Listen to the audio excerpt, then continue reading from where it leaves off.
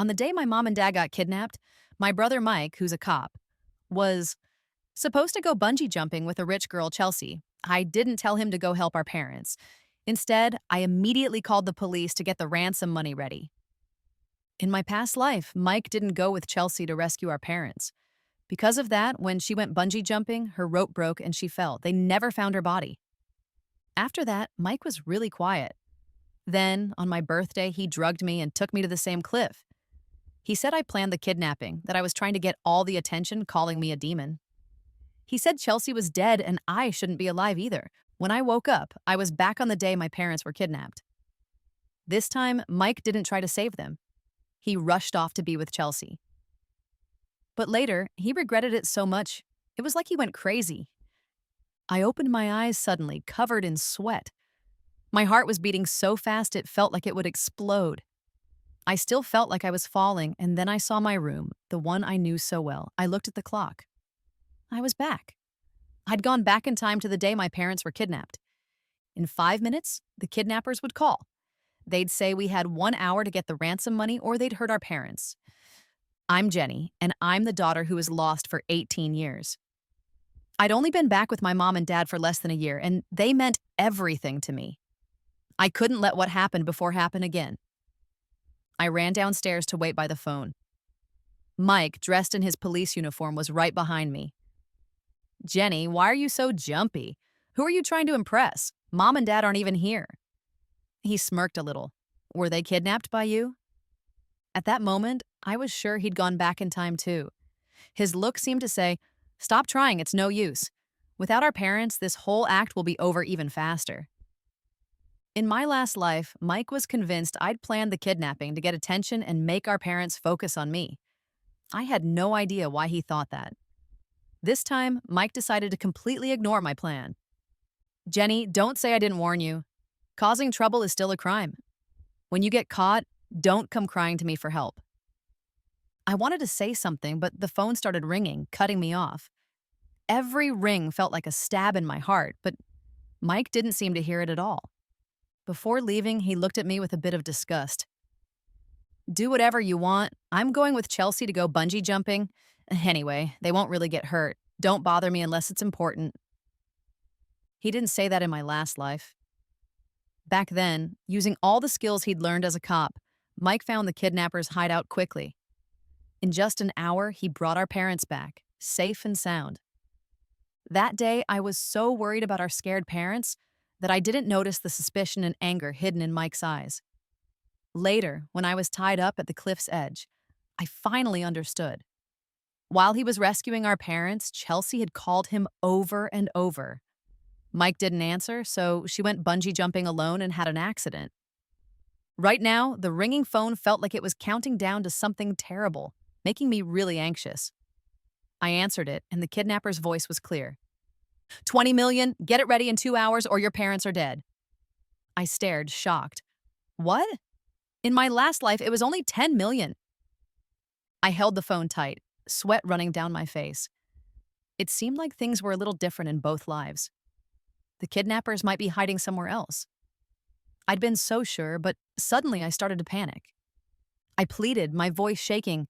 Can you give me a little more time? They hung up right away. I quickly calmed myself down.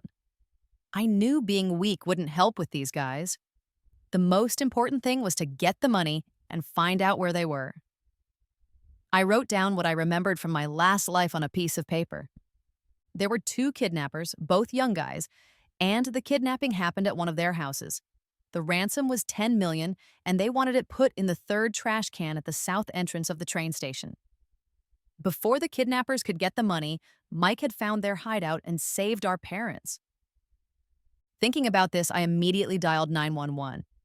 I also called my dad's good friend, Uncle Leo, who has a big share in the company, asking the finance people to get the cash ready. Leo was as panicked as I was on the phone. Call the police, Jenny. I'll take care of the money. Finally, I felt a little bit relieved. 2 minutes later, the local police showed up. My brother's coworker and good friend, Tom, walked in, looking annoyed. Jenny, your brother just called me. Luckily, I'm close by. He said, making a false report is against the law. All my courage and hope just disappeared. Mike thought I was behind the kidnapping, so he sent his friend to handle it.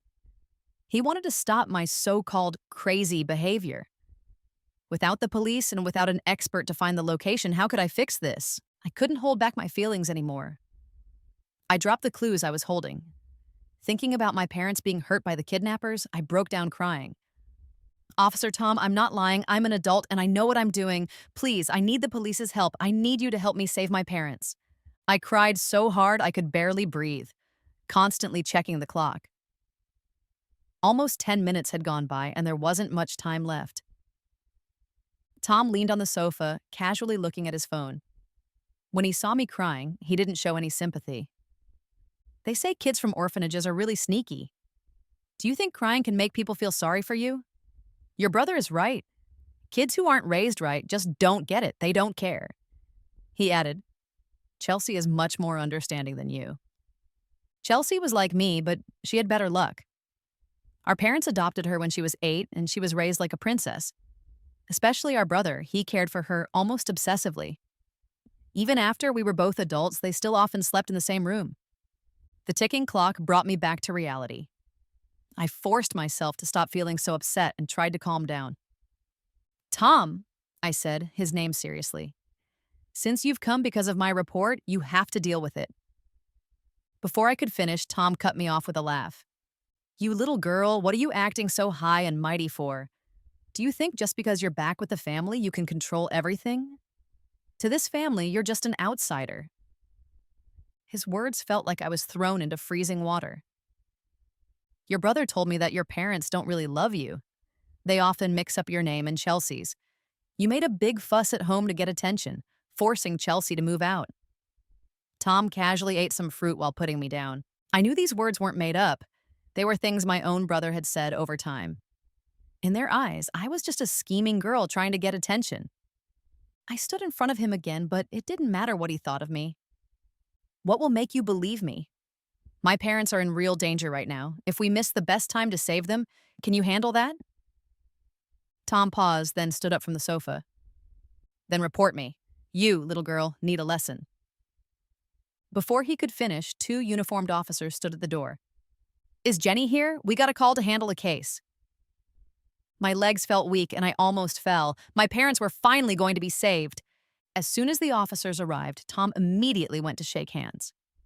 All colleagues here. I'm here to see Mike's sister. I noticed then that Tom was wearing regular clothes. Immediately after, he hurried towards the door, trying to slip away. But the 2 police officers quickly blocked his way. I stepped forward to explain what was happening. Officers, my parents have really been kidnapped. I have a recording. The call I'd recorded on my phone finally was useful. When the kidnapper's voice played, Tom's face turned pale. Mike said they were actors, he said you set this all up yourself. I scoffed, too tired to argue with him. I started to unfold the crumpled piece of paper in my hand. Relying on the blurry memories from my last life, I carefully remembered every detail. Quickly organizing and putting together the information in my head, I finally thought of a believable excuse that could directly give the clues from my previous life. Officers, I can give information about the suspects. They were seen near my house. They sound very similar. They asked me for directions. I can't be completely sure. Soon, a sketch artist and listening devices were ready. I focused on describing how the 2 kidnappers looked.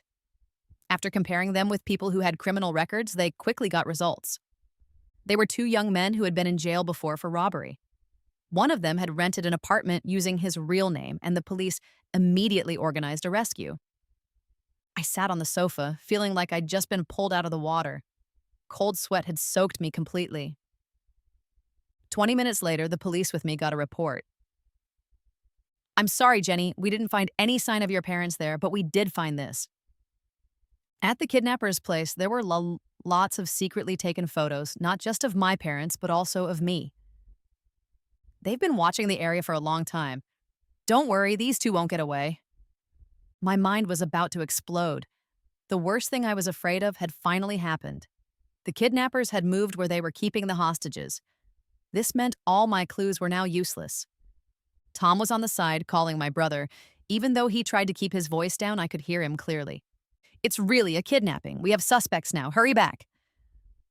On Mike's end, he actually started laughing. His words seemed meant for me to hear. Stop it. The bigger you make this, the harder you'll fall. When the time comes and your parents are embarrassed and don't want you anymore, don't cry, okay? Fear and anger from my last life rushed through me.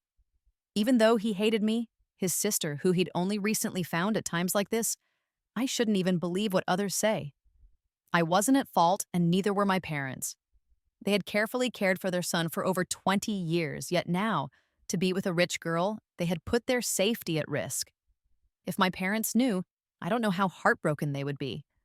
I felt it was unfair to them. As I wiped the tears from my eyes, the phone at home suddenly rang loudly. The officer in charge of listening gave me a look. My heart raced. The kidnappers had called again. The officer gave me an okay sign. My whole body shook as I picked up the phone. A nearby officer handed me a note. Buy time. I immediately took a deep breath, and even though I was sobbing, I started to speak. I'm getting the money ready. Please don't hurt my parents. On the other end, the kidnapper laughed rudely. Then hurry up. You have 1 hour. I said if time runs out, I'll cancel the deal. Another officer handed me a note. Where should the money be sent? And after I send the money, where should I go to get my parents? The kidnapper's tone was clearly annoyed. Send the money to the locker inside the station. Don't worry about your parents. Once the money is there, they will come back to you right away. My head was pounding, and the payment location was different from my last life. I tried to talk as much as possible to help the officers find the source. Are my parents okay? Can I hear their voices? The kidnapper cursed. You're so annoying. Immediately, I heard my parents' weak voices. Jenny, Daddy, and Mommy can find you. There are no regrets in this life. Don't risk your life for us. Take care of yourself. Mom wants to tell you that Daddy and Mommy love you more than you can imagine and want to make it up to you. It's just that sometimes we don't know how to show it. My father's old voice came through. Sweetie, Daddy regrets losing you when you were 2 years old. If I had the chance, I would apologize to you in person. When I opened my mouth, I choked, unable to say complete sentences. I wanted to say that I didn't need their apologies, I just wanted them to be safe. Please be patient and wait for me. I will definitely save them. The kidnapper interrupted the conversation. He kicked something, his words nasty. You old man, so much talking. Rich people are just dramatic. Hurry up and send the money, or I can't promise your parents will get home safely. After he hung up, everyone looked at me and shook their heads. They couldn't find the location. The kidnappers used technology to block it. My worry and fear exploded again. So much information swirled in my mind. This money must be sent. At least it can make sure my parents are safe. I immediately took out my phone and called Leo. He agreed to help me get the cash. But no matter how many times I tried to call, the phone wouldn't connect. As I was dialing that number for the 100th time, my phone rang. My brother Mike's laughter came through clearly. You've acted enough. It's time to stop. I instantly became alert. What did you tell Leo? Mike laughed very calmly. Of course I told him not to give you the money. That's 20 million. Even if it's just acting, he wouldn't give it to you easily. He added, I told Leo that you're just scheming. As soon as you came back to the family, you wanted to take all the money. He won't listen to you. At that moment, all my hope vanished. I felt like a balloon that had lost all its air, completely losing the will to live.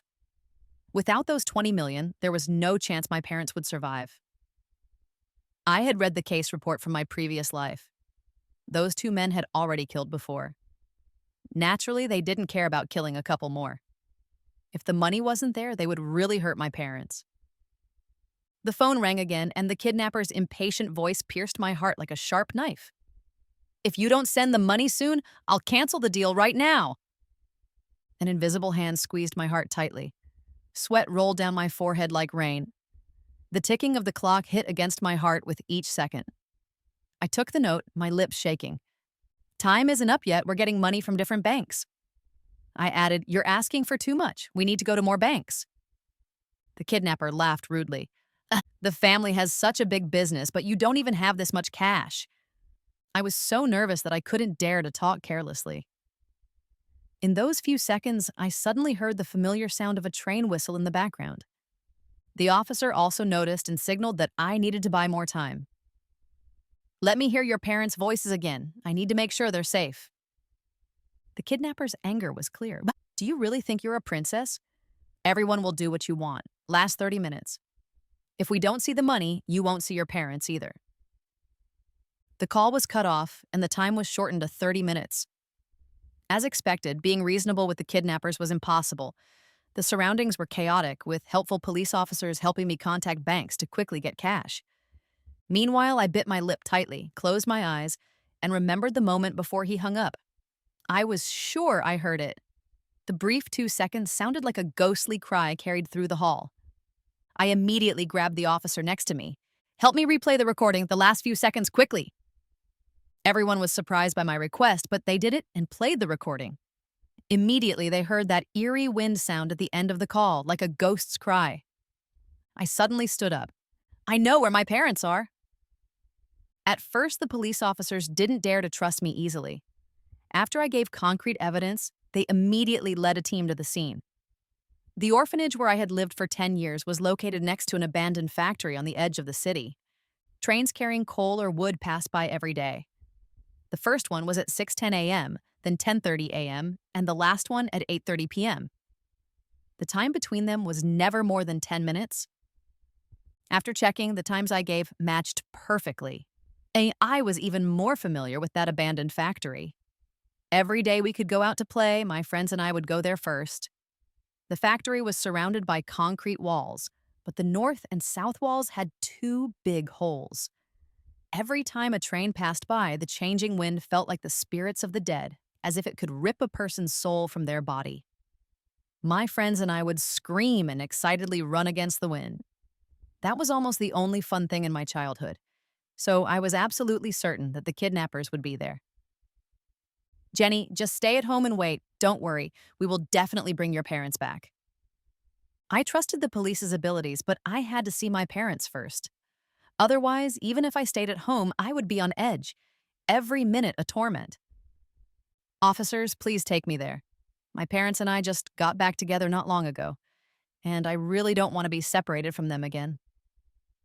As if persuaded by my plea, I was finally put into a police car, sitting in the very back. The dark suburbs looked like a scene from the end of the world. To avoid alerting the kidnappers, we kept a great distance before getting out of the car. The patrol officers stealthily entered the area in the dark. Soon after, sounds of a struggle echoed, and one suspect was completely subdued and brought out. I broke free from the officers' control, ignoring their protests, and sprinted toward the scene. I had to be the first to see my parents and make sure they were safe. Everything in the darkness was invisible. Suddenly, a burst of car headlights illuminated my path from behind. My eyes darted urgently, my heart about to leap out of my throat. Dad! Mom! Finally, I saw my parents in a corner of the factory, their clothes torn. I rushed over and hugged them, tears streaming uncontrollably, blurring my vision. But I still saw the same excited expressions on my parents' faces. Dad and Mom, I finally found you. In this life, I had finally saved you with my own strength. The lingering fear after the ordeal and the joy of reunion made me tremble all over. Just as I was about to take the rag from my parents' hands, I saw Dad glaring at me from behind. I turned around and saw another suspect holding large pliers, his cunning eyes gleaming from the darkness. You dared to call the police? Then die together! The moment the pliers dropped, I didn't feel any pain. Instead, everything turned blood red. Dad! When my dad was brought onto the ambulance, he was already unconscious, still calling out my brother's name. My mom also passed out from excessive fright. As the red lights in the operating room turned on, I stood alone outside. My brother, Mike, and Chelsea walked up to me holding hands. What's going on? Normally you just cause trouble, but how did you even hurt Dad? I looked at him coldly, too exhausted to argue with him. I simply said in a detached manner, the kidnappers did it. My brother immediately started jumping in place. The actor you found still dared to hurt someone? What kind of people are we, the Miller family? Dad and Mom really let you back in their minds like fools. Chelsea looked very pleased beside me. You've gone too far. I told you you'd eventually be the one to screw things up. What's biological and what's not? You're no better than I, the adopted one. Mike placed his hand gently on her face, looking very affectionate, showing no concern for our parents at all. Even now, the two of them still believed I was acting and kept humiliating me. A police officer responsible for handling the case approached. Jenny, please sign the statement. Don't worry too much. Your uncle will be fine. Mike snatched the statement from me, and the officer was taken aback to see him. Mike, where have you been? Do you know what your parents went through? Your sister almost got hurt too. Mike read the statement, but still looked incredulous. Not again. You're going to say you found actors? This one is actually a colleague you see every day. I stood up and glared at Mike. You better pray that my parents are okay, otherwise I'm not done with you. All the accumulated anger and resentment from both lives exploded. Mike clearly showed a hint of panic, but quickly forced himself to appear calm again. Chelsea stood in front of him, trying to appear brave. Don't blame him. If you want to blame someone, blame me. Anyway, Dad and Mom are too stubborn to talk to me, so in the end, you're the one getting scolded. Chelsea looked determined. How can you compete with me? I think you were deliberately abandoned when you were 2 years old. You're a bastard that Dad and Mom didn't want.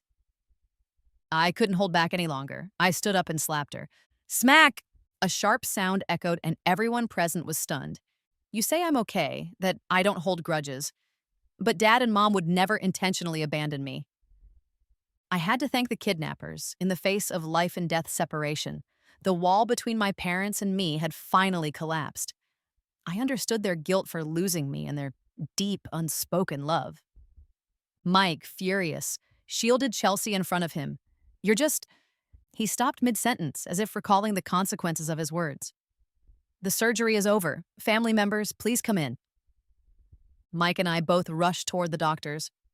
Perhaps by the grace of heaven, the blood clots in my dad's brain were removed, and he woke up a week later. The first thing he did upon waking was to call a lawyer to change his will. We stood in a line at the doorway, waiting, while Mike was visibly agitated. Mom, why is Dad acting like he treats us like outsiders? After the last incident, my mom's attitude toward Mike had also changed. She seemed sulky, never showing a pleasant face. I let you wait because I said so. He is your dad. Do you still want to be his master? Mike hit the ground running, then gave up and couldn't argue, so he ran to the side to smoke a cigarette. Chelsea quickly stepped forward to make amends. Mom, the lakeside villa is too cold. Can I move back? She didn't mention what I almost forgot. A month ago, Chelsea falsely accused me of drugging the desserts our family made, causing her to have a stomach bug. She claimed I was vying for attention and ostracizing her, refusing to live in the same space as her. She wanted to move out and insisted on registering a villa in her name by demanding it from our parents. Now that she had the house, she was trying every possible way to get it back. Such a good thing doesn't happen in this world. My mom's expression didn't look pleased at all. I can't make decisions on this. Dad has the final say. However, Chelsea seemed determined after hearing this, looking at me with obvious provocation. I pretended not to see her. I had experienced similar situations too many times. When I first returned to the Miller family, I appeared somewhat clumsy due to my inability to adapt to the high society life, and Chelsea constantly ostracized me. She said I was unintelligent, lacked the upbringing of a rich girl, and couldn't hold my own. But my academic performance was better than hers, and I attended a key national engineering university. I could cook and take care of myself well, often making various small desserts to cheer up our parents. In my spare time, I also volunteered helping autistic children and stray animals. In contrast, Chelsea, the pampered heiress, had no real abilities besides a bad temper. Most of the time, she had to rely on our brother for support. I watched Mike, who looked worried from a distance. Now it seemed her support wasn't as solid as before. After about 2 hours, the lawyer finally pushed the door open. Mike was the first to rush in and collapse onto the hospital bed. Dad, I really had something come up that day, which is why I couldn't save you. I'm so sorry. I regret it so much. A flicker of displeasure crossed Chelsea's face as she also leaned over the hospital bed. Dad, you're okay now. You really scared me to death. These two were quite good at pretending to be filial sons. Chelsea even feigned tears on the spot. Unfortunately, my dad was as clear-headed as if he had a new brain, waving his hand. Everyone, sit down. Stop surrounding me and nagging. Both of them froze for a moment. In the past, my dad would have been moved to tears, staging a warm, fatherly scene of filial piety. Now, he was as calm as an outsider. I stepped forward and poured a glass of warm water for my dad. He took it to soothe his throat. His complexion softened considerably. You all know what happened yesterday. If it weren't for Jenny, I might not have survived. My mom immediately wrapped her arms around my shoulders and I comfortingly patted her. It's okay. It's all over now. My brother immediately jumped in to argue that she was just answering the phone and buying time. It wasn't just about talking. My dad's face darkened again. Where were you when I was kidnapped? What did you do? Mike was left speechless. Chelsea, unable to behave herself, jumped in. Dad, I was trying to hurry back. It was all Mike insisting that Dad is a good person with fate on his side, so there would definitely be no problem.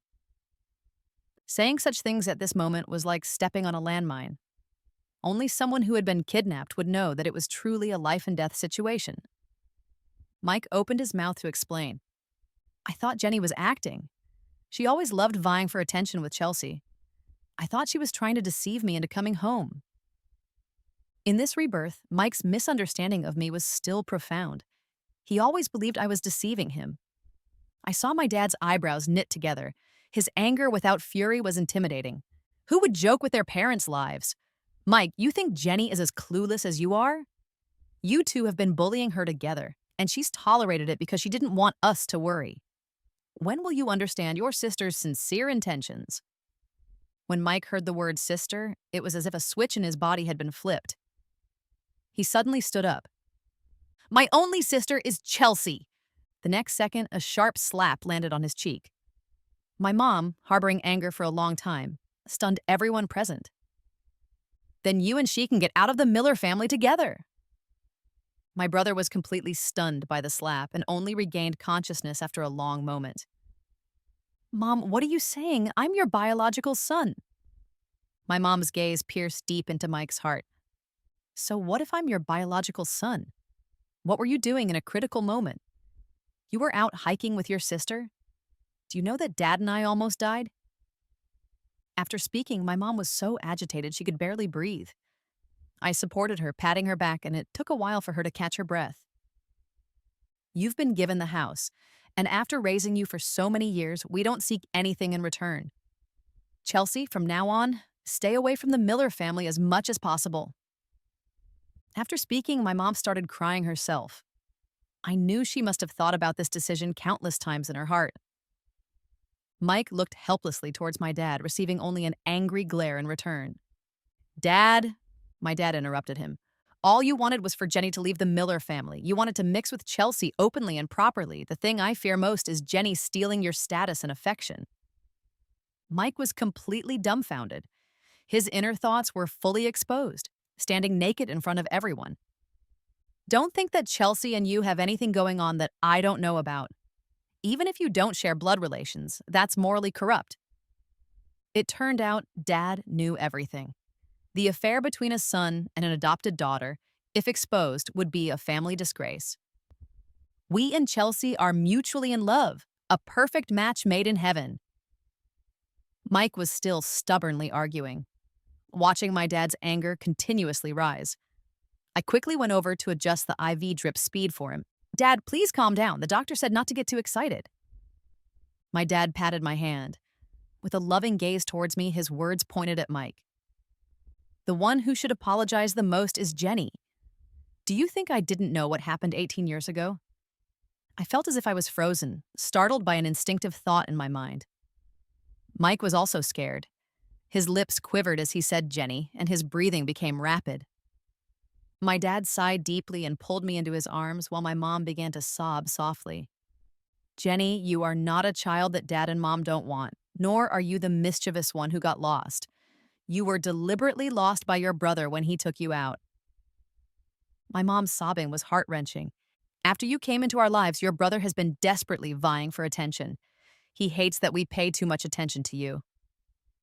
She added, it's all Dad and Mom's fault. They could only let him take you that day because of some incident. It was Dad and Mom's negligence.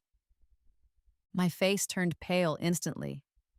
The truth was like a bomb exploding in the softest part of my chest. Before, I still felt a bit guilty about Mike's self blame, but now it was completely wiped away. Mike lowered his head and suddenly laughed loudly. So you all knew, huh? Ha ha ha! After all these years, this matter has finally been discovered. I just hate her sticking to you all the time. She's a clueless kid who doesn't understand anything. He added. She was abandoned on the street in a flash. My anger was like a fierce beast. I almost rushed to Mike in a second, roaring at him. I didn't understand anything back then. What right did you have to decide my fate? Chelsea firmly blocked me, still defending him. He was just a kid. Who would hold a child accountable for mistakes? Don't be so pretentious. Mike was already 10 years old at that time. He wasn't immature, he was purely malicious. He didn't want another person to take away his affection. By the time Chelsea came, he was almost an adult. My mom held me as I was about to collapse. Sweetheart, all of this is over. We will never separate from you again. Seeing me so distressed, my dad's anger also rose. These are the facts as they are. Your mom and I have decided that when we grow old, he paused. All the family property will be inherited solely by Jenny. You and Chelsea go wherever you want. Don't come back to the Miller family anymore. Mike couldn't believe what he saw before him. He knelt again in front of the hospital bed. Dad, I'm also your biological son. If you don't want me to be with Chelsea, I'll make her leave now. Upon hearing that all the property was left to me, Mike panicked. He was even willing to sacrifice his sister, whom he had so carefully nurtured. Chelsea stood her ground and also knelt in front of the hospital bed. Dad, I didn't mean to embarrass you. My brother forced me to be with him. He made me move out to threaten you into buying a house. He taught me to frame Jenny to gain sympathy. Chelsea shed 2 clear tears as she spoke, clearly more skillful. Mike could only glare at her angrily. Dad, I'm also a member of the Miller family. I've lived here for over 10 years. You can't kick me out. She added, I should have a share of the family fortune too. Seeing that his beloved sister was also trying to seize the family property, Mike's face suddenly changed. You have no blood relation to the Miller family at all, so why? Raising you for so long was already a favor. You don't deserve to inherit the family fortune. He lost control while reprimanding Chelsea, just like he used to reprimand me. My dad scolded him sternly. You don't deserve it either. You blamed Jenny for the hatred from your previous life, causing your biological sister to fall off a cliff. You have no blood ties in your heart. Upon hearing this, both Mike and I were stunned. It seemed that after my dad's head was hit hard, he gained some memories from his previous life. He knew about Mike killing me. Seeing that all of Mike's misdeeds were exposed, he decided to go all out and threaten our parents. Leaving the house empty-handed is impossible, unless you give me a large sum of money. Only then can I consider supporting you in your old age. He stood up, looking at me disdainfully. This guy is completely unreliable. When you're old, you still have to depend on me. My dad directly cut off his thoughts. Tonight, you have to move out of the villa, or I'll have the bodyguards carry you out. He added, after ruining your biological sister twice, how can I expect someone like you to take care of me in my old age? You'd better thank the heavens if you don't push me off the cliff. Mike's gaze gradually darkened. I was afraid he might do something out of the ordinary, so I held a thermos to shield my parents. I will take good care of Dad and Mom. I will never become an ungrateful brat like you. Even though Mike was furious, he didn't dare to cause trouble in the hospital in broad daylight. He left the hospital room with the words, You'll regret this. Chelsea didn't follow him. She continued to kneel on the ground, pretending to be pitiful. Dad, Mom, look at me. I'm Chelsea. I'm your daughter. She pleaded. It was all my brother's idea to move out. I promised to stop associating with my brother. Can you let me move back to the Miller family? My mom only said one word, get out. Chelsea's thoughts were already transparent. She had been poor since childhood and was afraid. Thinking that since she couldn't inherit the family business, being a young madam was not bad. She and Mike were both scoundrels. After they left, the whole world became quiet. My mom and I stayed by the hospital room. Luckily, Dad was recovering well. A week later, I picked up Dad and we went home. Later, on one occasion when Dad drank too much, he asked me if I hated Mike, if I hated him for causing my death in the previous life. I shook my head. I believed that he truly loved Chelsea, just not deeply enough. In front of Chelsea, he was willing to abandon me. But in front of the family fortune, he was willing to give up everything. Mike was such a realistic person. 6 months later, I successfully graduated from university and received an offer from a prestigious foreign institution. I was torn between pursuing further studies abroad and inheriting the family business. My parents firmly supported my decision to go abroad, saying that I had endured hardships for the first 20 years of my life. All they could do to make up for it was to fulfill all my desires and let me do whatever I wanted. My dad showcased his still robust biceps. Dad can still guard the family business for you. It won't be too late for you to take over after you graduate.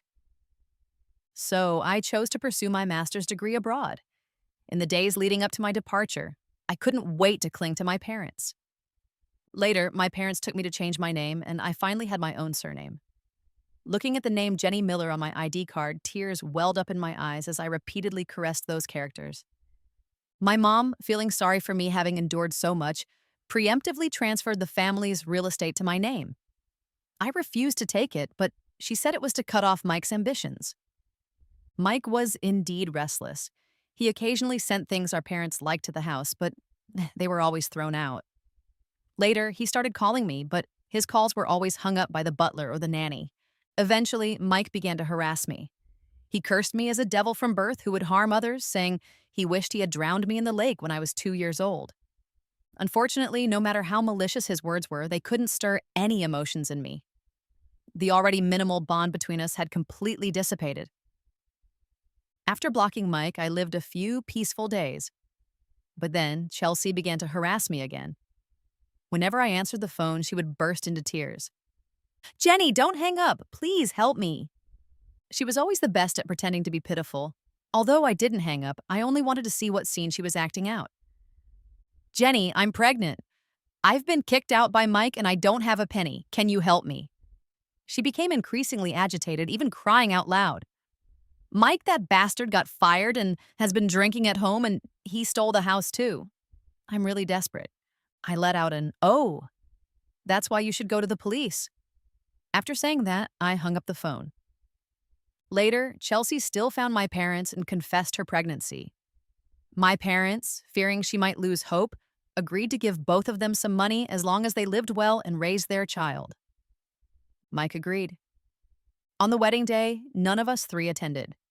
We all knew in our hearts that Mike only agreed to the marriage for the money. Less than a month after their wedding, Chelsea had a miscarriage. Mike probably saw the child as a burden or was driven by his primal instincts. After drinking too much, he beat Chelsea into a miscarriage.